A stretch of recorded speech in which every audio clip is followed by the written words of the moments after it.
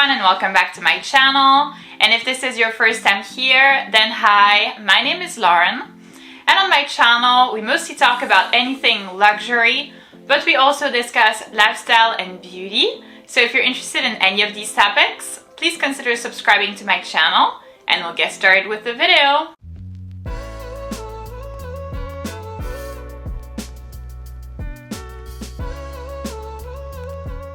So in today's video, we're going to be talking about the Hermès Kelly bag, and I'm going to be presenting you the reasons why the Hermès Kelly 25 is no longer my dream bag. So if you're curious to hear my thoughts and opinions, then please keep on watching. So first things first, before we start this video, this is actually not a real Hermès Kelly. It's a bag that a fake factory very kindly sent me. So it's the Hermès Kelly 25 in black with palladium hardware, so that means silver hardware, and Epsom leather. So that's like the strongest leather that there is. That is the bag that I chose, and I'm very, very happy that I went with it. The quality is amazing. It's a fake factory that I have worked with over the past couple of years. I've done a couple of fake versus real videos on my channel with their items, and the quality has always been amazing. So if you are interested in getting this particular bag from the fake factory or anything else from them, all of the relevant information will be in the description box of the video down below for you. I would highly advise that you go take a look. Actually, having this replica helped me figure out that the actual real bag wasn't for me, so I'm very glad that they have sent me this bag. Alright, so let's dive in right away. Obviously, this bag is quite hard to get. So seeing the bag in person really helped me to figure out that the bag wasn't for me. I think that I had kind of idealized, what having an Hermès Kelly would be like. I had put this bag on a big pedestal, and then now that I have it, I'm very quickly realizing that it is not practical at all. And the first reason why it's no longer my dream bag is because this bag is very, very hard to open and close. This is actually common knowledge. It's not, a surprise, and it is something that I did know beforehand. But now that I have it and that I have experienced it, it is pretty bad. So it's so bad that you actually, number one, would need both hands to open and close the bag. But then on top of that, I would even add that you also need to sit the bag down. It's very, very complicated. And that's because of, number one, the closure system. So right here, you really, once again, have to see how I need both hands. It's not working. So I would need to do this and then probably this way. There we go. And now, yes, it's closed. But see how I needed both of my hands, and it was kind of tricky, and I was struggling because I couldn't put the bag down.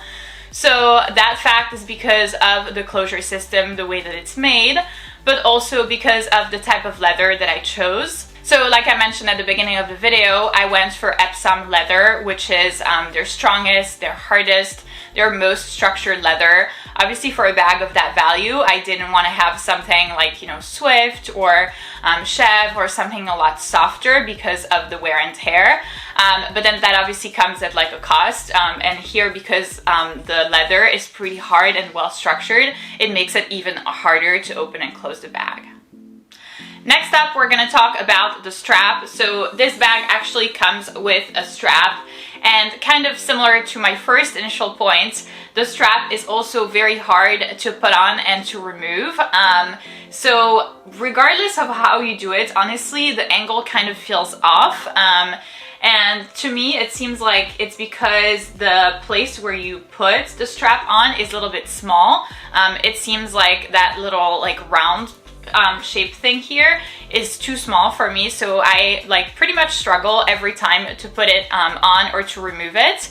And additionally, every time that you want to put on or remove your strap, you risk damaging your nails. So I have press-on nails, so every time I feel like they're gonna come off. And if you have gel or anything else like that, the same thing would apply. You're risking damaging your nails every time. So it's really not practical. It feels like the angle is off, and it's a little bit too small to adjust the strap onto the bag. So the next reason why this bag is no longer my dream bag is still going to be because of the strap. And here we're going to talk about the strap drop. So the strap measures 85 centimeters, which means that it is not long enough to be worn as a crossbody bag, which is extremely annoying. And that is the case for everybody. Obviously, if you've been subscribed to my channel for a while, you know that I am extremely tall. So I am 5'11" or 180 centimeters. So obviously it's hard for me to find a crossbody bag that actually works for me. Bags that are technically crossbody for most people might not even be for me. But this is like, even if you are 5'2", this will not work as a crossbody bag. So the strap is just there to be worn as a shoulder bag. But personally, I really don't like this style, like this handbag, to be worn as a shoulder bag. I feel like it looks a little weird, it looks off, so I'm really disappointed that the strap is not longer. Next up, and the next reason why this bag is unfortunately no longer my dream bag, is because of its small capacity. It's very surprisingly small capacity. This is something that I was not expecting at all. So this bag right here is a size 25. It obviously exists in larger sizes. So it comes also in size 28 as well as in size 32. It comes in one smaller size as well, which is size 20. That one is really, really mini, so I did not want to have that one. That's more of an evening bag. But I wanted to have size 25, but it really is not as big as I had imagined. So actually, here's the thing. So it is large looking, but it really doesn't fit a lot because there's a lot of wasted capacity and wasted space. When you look at the bag sideways, you actually have to cinch it at the top so that the bag closes. So you can actually only fill it right here to this level. So this is where you can put your things, and this is like a waste of space. So in itself, the bag looks large, but cannot fit a whole lot. I was very surprised to find out that the bag actually only has the same capacity, the same fitting capacity as a Chanel small classic flap, which really is not a lot. So that basically means that you can have, you know, some of your essentials and then maybe 2 or 3 small items on top of that, the big max. So I was really surprised. This is not something that I was expecting, and for me this is kind of, you know, a problem with this kind of purse. So next we're going to be talking about the wear and tear, and obviously, like I mentioned before, I chose mine in Epsom leather, which is the most resistant type of leather, which is, you know, the better structured type of leather.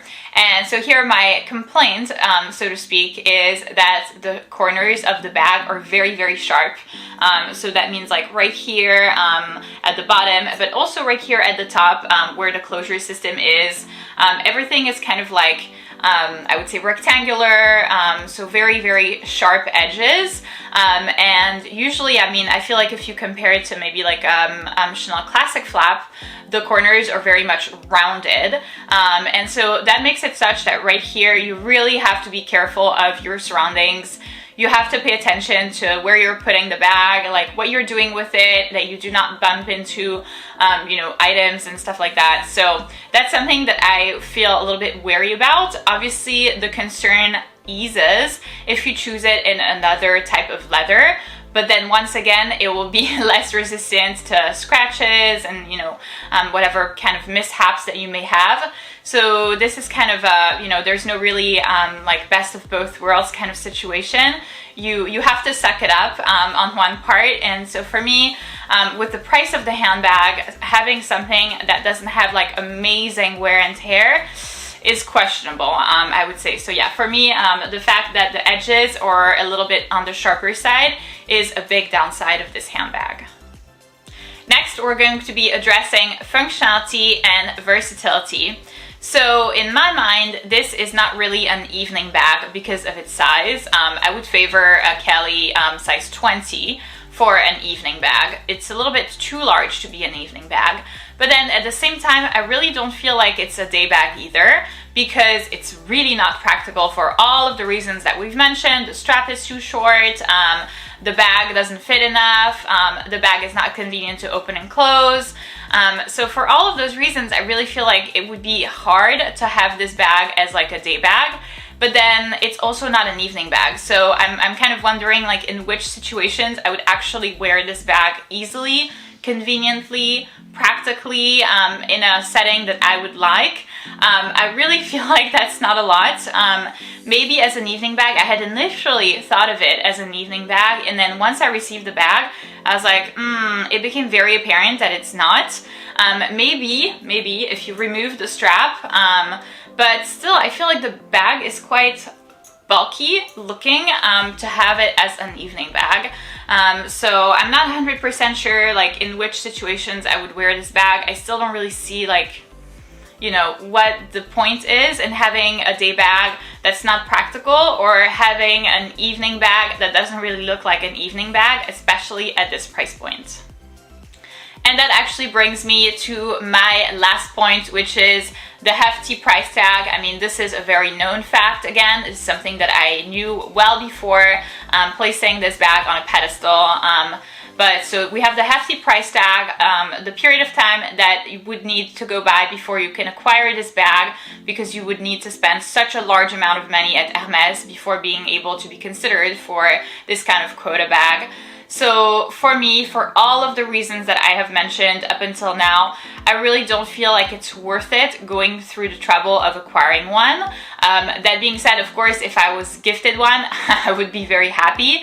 But me on my own, starting to have an Hermès journey and kind of go through that process just to acquire this bag that I know I'm gonna be like, yeah, it's nice, but you know, yeah, is not worth it. I still love the way that it looks, and I was very, very happy to have been able to experience like owning one, but I don't think that this is the kind of handbag that I'm going to be pursuing anymore.